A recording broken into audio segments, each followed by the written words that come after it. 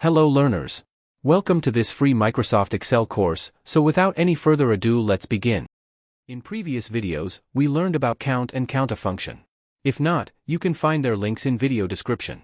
Today, we will learn about the third brother from count family, COUNTBLANK. The function which count all the blank cells from data. We have highlighted the blank cells using color. Formula looks like equal to then type COUNTBLANK. Use an opening bracket, then select the data range and close the bracket, enter.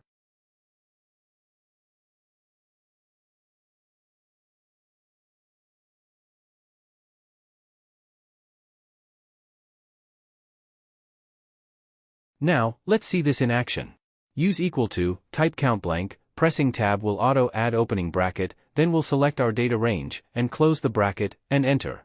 The result is 4. Let's verify if it's correct. Let's count all blank cells from the range.